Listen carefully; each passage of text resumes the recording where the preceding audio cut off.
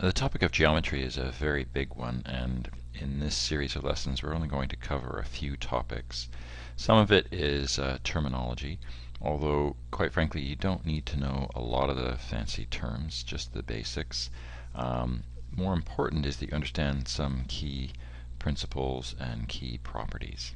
However, there's a fair bit of notation, and just so that you don't get confused, let's start with a little bit of notation. So if we have a line, and on that line we have a couple of points, let's call them points P and Q, we can refer to the line using the points. So we can call it line PQ, and the symbol for a line is a bar over top with arrows pointing in both directions.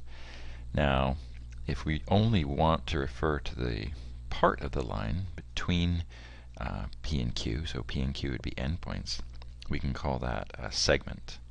And the segment PQ can be referred to in a very similar way, except without the arrows on the top. So that would be the segment PQ. And then finally, if we wanted to extend the line or the segment in one direction only, we call that a ray. And so it depends on which way we want the ray to extend, but if we want the ray to extend from P, passing through Q and continuing on, the symbol would be PQ with an arrow pointing to the right. If we wanted it extending the other way, we would refer to it as QP. In other words, Q is the end point, it passes through P and continues on to the left. Alright, now if we have two lines and they intersect, there's an angle formed by the two lines. So let's take a look at a couple of lines intersecting. And I'm going to refer to the angles using variables, using x and y. So we have an x there and a y there. Now, the first thing to notice is that angle x is a lot smaller than angle y, but the two of them together add up to 180 degrees. So x plus y is equal to 180 degrees, and we call that a straight angle. Straight angle. Now, we have a couple of other angles on the opposite side of the line, and in fact those are called opposite angles. So the x and the x are called vertically opposite angles, but really it's not that important to understand or to know the terminology. What's more important is that you understand that they are equal to one another. And again, the y, opposite the y, is another angle which is the exact same y. And we can take any x and any y and add them together and we get 180. Now, the way I've drawn it, angle x is clearly smaller than angle y, and so angle x is less than 90 degrees, and we call that acute. So it's an acute angle. And angle y is greater than 90 degrees, and we call that an obtuse angle. Alright, now I've used x and y to refer to these angles, but there's other ways to refer to angles. So an angle is always an angle between two lines or two line segments or perhaps two rays. Let's draw an angle here, and I will label points here A, B, and C. And so the way I've drawn it, you can think of it as an angle formed by the line segments AB and BC.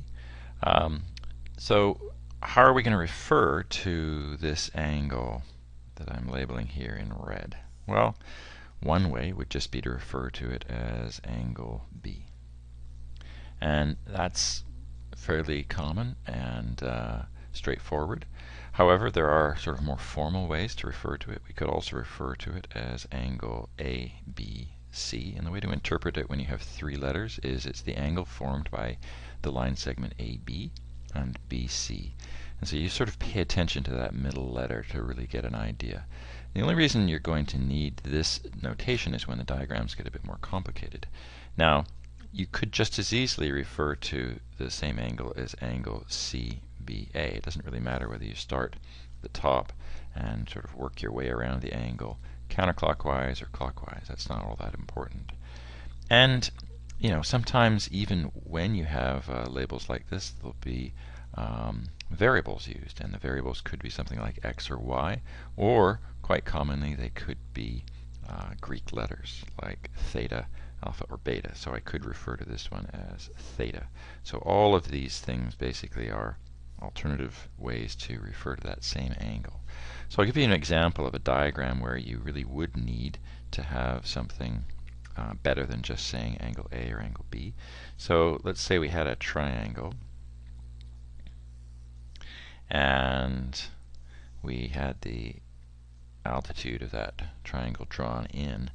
And so let's say we've got A, B, C, D. So if I really want to refer to this angle, of course I could put a variable in there and call it angle theta, but if I wanted to use the letters A, B, C, and D, I'm not going to make myself clear if I just say angle B, because I don't know whether angle B means the angle on the left that I've indicated, or perhaps the angle on the right, or perhaps both of them together. And so what I can do if I really want to refer to that red angle is simply refer to it as angle ABD. Alright, so now it's the angle formed by the line segments AB and BD. And so it's clear. And if I put a theta in there, then I can say that angle ABD is equal to theta. Alright, now a couple of symbols that have to do with lines, but really also have something to do with angles. Perpendicular. So perpendicular means that two line segments or two lines are at right angles to one another. In other words, the lines form a 90-degree angle. And the symbol for a 90-degree angle is a little square. And we can refer to the lines here as line 1 and line 2, or we could use line A or line B. And there is a, if we're writing this out, there's a symbol which is an upside down T that allows us to say in a very compact way that line 1 is perpendicular to line 2. Now, just as there's a special symbol for perpendicular, there's also a special symbol for parallel. So if we have two lines, again, let's call them, well, because we use line 1 and 2, let's call this line 3 and line 4. We can say that line 3 is parallel to line 4. So parallel is just a pair of vertical bars that are parallel. There's an additional symbol, though, that will allow us to make note on the diagram that lines 3 and 4 are parallel, and those are arrows pointing in the same direction. And if you've got more than one pair of parallel lines, you could use double arrows or triple arrows even, so that you don't get confused as to which lines are parallel. Now, let's take a look at a slightly more interesting diagram. Let's say we have a pair of parallel lines and another one cutting across. Okay, so these lines are parallel. The line that cuts across is referred to as a transversal. Once again, transversal. Once again, it's not all that important that you know the name. What is important is that you understand the implications of all the angles that are created. So I'm going to use x and y again, and in a sense we've already seen the diagram at the top here, which is just two intersecting lines. And we know that these two acute angles are equal to one another. They're vertically opposite. And the other pair of vertically opposite angles that I'm going to call y are also equal to one another. But we get the exact same situation down below. And so when I used to teach the SAT to high school students, I would call this Bob's theorem. Yeah, everything was referring to this mythical student Bob. And Bob's theorem was that when you have a situation like this, every small angle, every acute angle is the same, and every large angle is the same. And there's lots of different theorems and ways to refer to all these angles. For instance, these two angles here are equal, and you can call them alternate interior angles, right? They're interior, meaning they're on the inside of the parallel lines, and they're alternate, meaning they're on alternate sides of the transversal. But really, that name is not going to be important. What is important is that you understand that when you have this kind of diagram, all the small angles are going to equal one another, and all the big angles are going to equal one another. All right, let's take a look at a slightly different topic, which is polygons, when we put these line segments together. Now, all of the polygons you're going to see and deal with are known as convex polygons. A convex polygon just means that if you connect any vertex, any corner of the polygon to any other corner, any other vertex, these are called diagonals. So here we have 5 vertices and 5 sides. This is a hexagon. It's not a regular hexagon because the sides are different lengths. If I draw these dotted lines, which are called diagonals, if the diagonals always pass through the interior of the polygon, then that's known as a convex polygon. And the alternative would, of course, be a concave polygon, of which you're really not going to see any, but it's important to understand the distinction. So a concave polygon means that there's a situation where you can draw a line connecting two of these vertices which is outside the interior.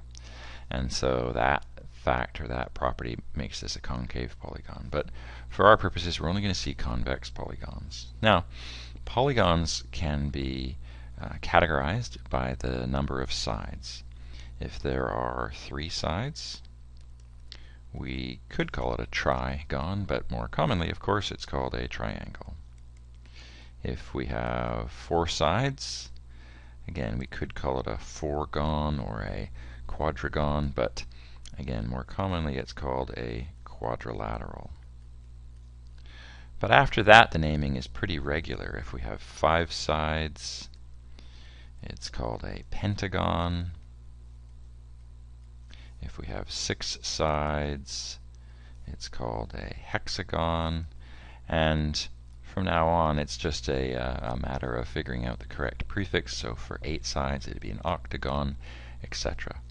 Now, let's go back to the 4 sides, the quadrilateral. There's a lot of different quadrilaterals and a lot of different ways to categorize quadrilaterals. So what are some examples of quadrilaterals? Well, of course, we have rectangles and squares. We also have things called parallelograms. So a parallelogram is simply a 4-sided figure where the opposite sides are parallel. So here's an example of a parallelogram. There's opposite sides parallel, and then these two are also parallel, and I'll use the double arrow notation there because I don't want to confuse that with the single arrow. So that's a parallelogram. Now, if I have all 4 sides equal to one another, we call that a rhombus. So a rhombus is also a parallelogram. There's no other way to construct a rhombus, but the key figure or the key definition for a rhombus is the fact that all 4 sides are equal to one another. So a square is by definition a rhombus, but not all rhombuses are square. And one thing that comes up occasionally is a property of rhombuses, which is that if you draw the diagonals, there's 2 diagonals, they bisect one another, meaning they cut one another in half, and they form a right angle. So the 2 diagonals are perpendicular to one another, and that's a really important property of rhombuses. It comes up in some of the more difficult geometry questions. Alright, so let's take a look at another property of polygons, which is their interior angles. So one of the properties of triangles is that the interior angles all add up to 180 degrees. So if I label these three angles here, x, y, and z, I can write that x plus y plus z is equal to 180 degrees.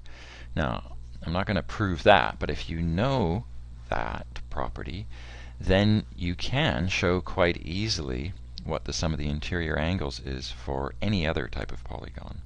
So, we know what the sum of the interior angles of something like a square or a rectangle is because we already know that all four of these angles are 90 degrees. So 4 times 90 is 360 degrees. The question is the sum of the interior angles of any quadrilateral also 360 degrees? Well, let's find out. All we need to know is this one property of triangles. So let's make a quadrilateral that's something different than a square. If these two sides are opposite, parallel, the opposite sides there are parallel, we call that a trapezoid. So a trapezoid has one pair of parallel sides. Now, are the interior angles here, do they add up to 360? We don't actually need to know much about this to prove that they do add up to 360. All we have to do is the following diagram.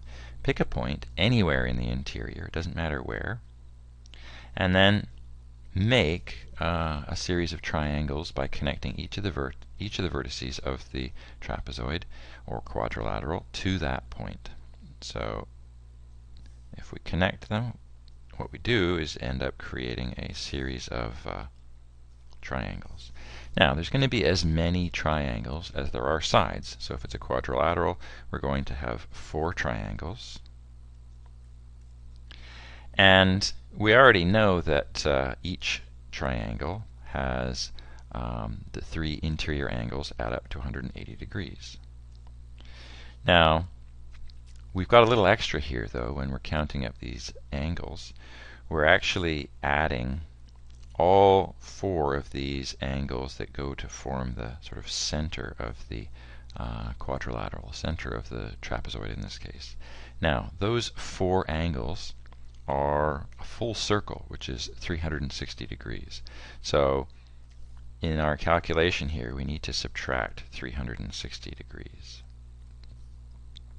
And what do we end up with? Well, we end up with 720 minus 360, and that gives you 360 degrees.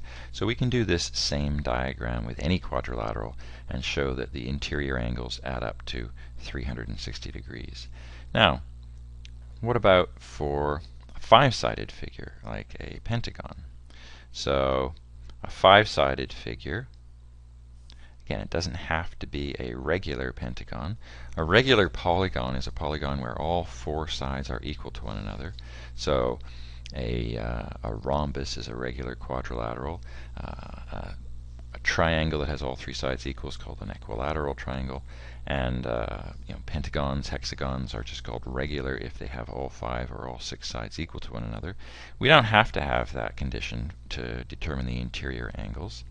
Again, we just have to do this little trick of putting a dot somewhere in the center, drawing our triangles. We know we're going to get as many triangles as there are sides. And then in every case, we're always just going to be subtracting these angles, which add up to 360. So in this case, we have 5 triangles, which is 5 times 180, and we're going to subtract 360.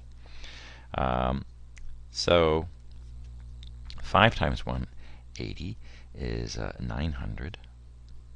And when you subtract 360, you're going to get 540. So the sum of the interior angles in a pentagon is 540 degrees. Now, if we keep on going, you can see with a hexagon, a 6-sided figure,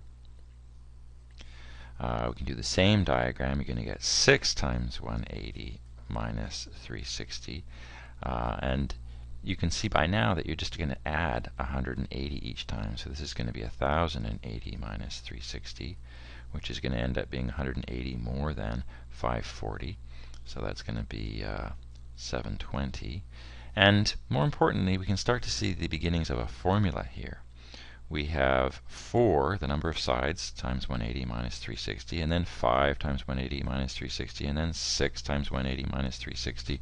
So in general, if we have a polygon with n sides, the formula is going to be n times 180 minus 360. And you can do a little bit of a simplification here. And the way the formula is normally written is by taking out that factor of 180. So 360 is just 2 times 180. And if you take out that common factor of 180, you end up with a formula that's n minus 2 times 180. And that will tell you the sum of the interior angles of any polygon. And it works for any value of n from 3 higher, right? We can't have a polygon with just 2 sides. So a polygon with 3 sides is a triangle. 3 minus 2 is 1. 1 times 180 gives you the sum of the interior angles of a triangle. Now, what if we want to know the exact value of a specific interior angle? Well, we can do that if it's a regular polygon. So, for instance, if it's a regular pentagon, meaning all 5 sides are identical and all 5 interior angles are equal to one another. So that's sort of a regular looking pentagon there.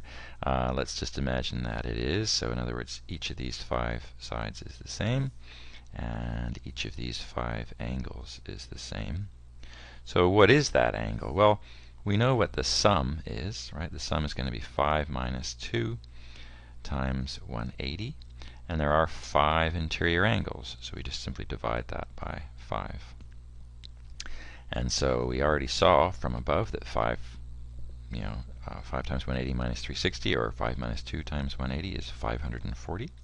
So we have 540 divided by 5, which is 108. So each of those interior angles is 108 degrees. And that's a problem that does come up, and you might have to answer a question like that. If it's not a regular polygon, then you're going to need a lot more information. But if it's a regular polygon, then all the interior angles are going to equal the same amount, and you're just going to have to know what the total sum is and divide it by the number of sides.